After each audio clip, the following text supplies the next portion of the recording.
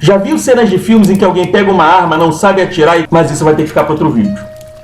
E por fim eu vou falar do que o Rick Renner, eu achei a dica dele interessante sobre a lança da oração, que não é descrita dessa forma por Paulo, mas de certa forma complementa o que Paulo falou e eu acho muito interessante. É curioso que os historiadores concordam que o soldado romano tinha 7 itens básicos no seu equipamento, sendo eles o capacete, escudo, espada, armadura, que era a couraça ou loriga segmentada, as sandálias, cinturão e a lança. Isso varia um pouco dependendo da época do Império Romano, porque esses equipamentos eles foram evoluindo e mudando, mas a gente está basicamente falando com especificidade do século I, que foi a época em que Paulo está vivendo. Então a gente tem um contexto da época e a gente está se referindo a ele.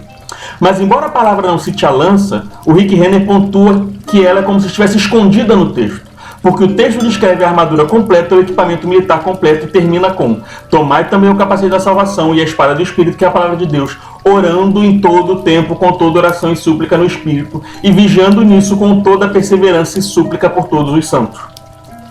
No versículo 18, ele termina dizendo que o uso da armadura deve ser acompanhado de oração. E se nós pensarmos no propósito da oração, ela se encaixa muito bem na armadura de Deus, no papel da lança. E eu vou te explicar por quê. Sabe, tanto a lança quanto a espada são armas de ataque. A diferença é que a lança é uma arma de ataque à distância. Nem sempre podemos usar a palavra, nem sempre a pessoa está disposta a ouvir. Não se trata aqui apenas de distância geográfica, embora a época fosse complicado evangelizar. Agora a gente percebe que Paulo está falando sobre isso numa carta. Hoje em dia a gente tem comunicação que é instantânea pela internet. Mas a despeito da distância, muitas vezes as pessoas não estão dispostas a ouvir. Então a lança chega onde a espada não pode chegar. Quando você não pode falar com a pessoa e evangelizar, ou mesmo numa outra forma à distância, qualquer que você não tem como entregar a palavra, a oração chega. A arma de longa distância atinge o inimigo aonde a palavra não pode chegar. Ela vai mais longe. E isso é uma lição importante, porque no mundo uma coisa que todo crente deveria saber é sobre oração. A gente se sente impotente tendo um Deus todo-poderoso disposto a ouvir. Você vê o da Atena, um sequestro, um assassinato, fingindo a Deus, esse mundo está muito não sei o que. Mas você ora a respeito? A gente o tempo todo vê absurdos na nossa vida e no nosso dia a dia, se sentindo impotente, quando a gente tem uma potência para exercer, que é a oração. Você ora contra a corrupção, você ora contra os absurdos, você ora contra o racismo, você ora pela comunhão entre os irmãos, você ora pela melhoria da economia, você ora para acabar a pobreza. A gente passa o dia inteiro vendo coisas que nos assustam e nos impressionam na televisão. Na política, violência urbana, histórias de tragédias, fica nervoso, ansioso, mas não sabe o que fazer. Filho, não existe crente impotente. Se você não tiver nada nas suas mãos ou ao seu alcance que você possa fazer, você ainda pode orar. E olha que às vezes é melhor orar do que qualquer outra coisa que a gente queira fazer ou acha que quer fazer. Porque às vezes a gente vai fazer e mete os pés pelas mãos, porque a gente não tem o entendimento perfeito do que ser feito. Mas quando a gente pede a Deus, a gente sabe que Ele vai dar uma solução perfeita. A Bíblia manda vigiar e orar. Vigiar é fazer a nossa parte. Orar é pedir a Deus que abençoe. Mas se não tem nada aparentemente ao nosso alcance por fazer, Deus pode sempre intervir. Então ore.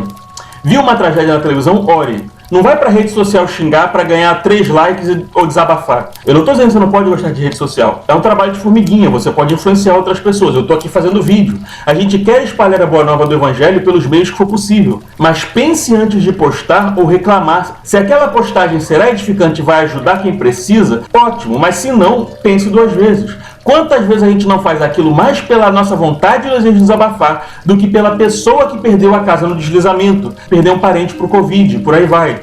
É claro que a gente tem que usar a nossa voz e cobrar políticos e afins. Mas quantas vezes a gente, como eu disse, faz isso, fala com alguns amigos e não tem ideia de que alguma coisa que a gente possa fazer chega na pessoa, no juiz, no hospital, ou realmente vai mudar e fazer alguma diferença. A nossa revolta é menos produtiva do que a nossa oração.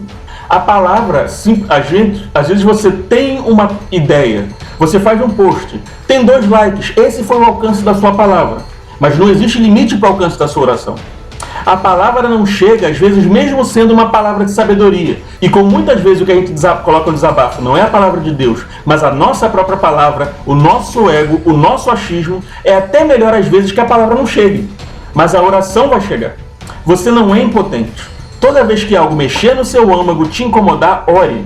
Não faz só uma oração rapidinha, não. Se estiver ocupado, ora rapidinho, mas depois coloca na sua lista. Tenta orar e incluir aquele caso na sua lista da semana, na lista de oração da devocional, na lista da célula. Nós precisamos criar esse hábito de, como a Bíblia manda, orar sem cessar, e andar em comunhão com o Espírito em oração, e orar como primeiro e não como último recurso. Viu o problema? Ore, declara a palavra, abençoe. Não espera chegar numa situação sem solução que você já gastou todas as suas forças e não conseguiu, e aí você ora. Ora primeiro, até para pedir direção se você for fazer alguma coisa. Eu ainda vou comentar mais para frente sobre o efeito da oração como lança, que a ideia é você orar primeiro para que o seu esforço seja menor. Se a oração for o primeiro esforço, os outros esforços serão menores e terão mais resultado. Se a oração for o último esforço, pode ser que tudo que você tentou antes fique mais difícil ou seja até mesmo inútil. Nós precisamos criar esse hábito, porque existe algo que nós podemos fazer sim, sempre, ao invés de ficar ansioso, murmurar, xingar, descontar nos outros. Perceba que você viu o problema, você orou, você está espiritualmente contribuindo para a solução. Você viu o problema, não só não orou, como você ainda xingou, murmurou, falou mal dos... desobedeceu um monte de mandamento, deu brecha, abriu tua coração da justiça, não disse a palavra da verdade, entendeu? Enfim, jogou a armadura de Deus toda fora. Imagina, soldado romano, a primeira coisa que ele faz quando ele vê o inimigo é jogar o escudo longe, tacar a espada no chão e dar um chilique. Mas tem crente que está fazendo isso. Por que você está fazendo o contrário, sendo guiado pela sua carne, quando a palavra te instrui o que você deve fazer, que é realmente construtivo, para resolver o problema? E veja que você, quando alimenta a sua carne e age na sua ira e não age na palavra, você não só não está ajudando a resolver o problema, como está criando mais brecha para o diabo agir. Enquanto que quando você age na palavra, e às vezes até se calando, mas calado em oração, você está realmente ajudando a resolver o problema. Se você está tão revoltado com o problema, por que você vai atrapalhar ao invés de ajudar? Uma outra coisa interessante sobre enxergar a oração como a lança desse arsenal é que os romanos usavam uma lança interessante chamada pilo. E vários historiadores concordam que o pilo era uma das grandes vantagens do arsenal romano, como certamente a oração é uma das armas mais importantes do cristão. O pilo era feito de metal e madeira unidos de tal forma que quando o pilo atingia o alvo, ele entortava, e era difícil do inimigo tirar o pilo do seu escudo. E o pilo era uma lança pesada. Quando os romanos arremessavam as suas lanças, que eram os pilos, os inimigos usavam os escudos para se proteger, mas como o pilo deixava o escudo muito pesado e ficava enganchado, os inimigos acabavam tendo que largar o escudo antes de chegar na luta corpo a corpo. E aí quando chegava o combate corpo a corpo, os romanos estavam em grande vantagem, porque eles ainda tinham os escudos e a sua formação intacta, enquanto que os inimigos não conseguiam fazer uma parede de escudos, porque vários deles tinham jogado o escudo fora.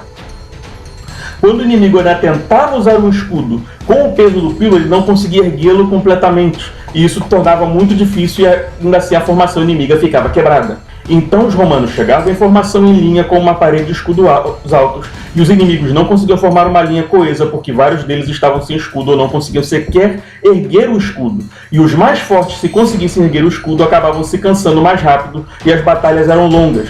Enfim, o pilo tinha um efeito devastador em todas as etapas do combate, criando uma série de vantagens para o exército romano, que acabava vencendo por conta de todos esses benefícios. Os historiadores são unânimes em dizer que o pilo é uma das grandes invenções da história militar, porque ele desarmava o inimigo, ele criava uma grande vantagem, e essa vantagem acabava sendo decisiva em praticamente cada confronto individual, cada soldado mano a mano e obviamente de todo o exército. O curioso também é que, se me permitem estender um pouco a metáfora, eu entendo que há uma certa liberdade de pensar assim, pense, por exemplo, que se existe uma armadura de Deus, poderia também existir uma armadura do diabo.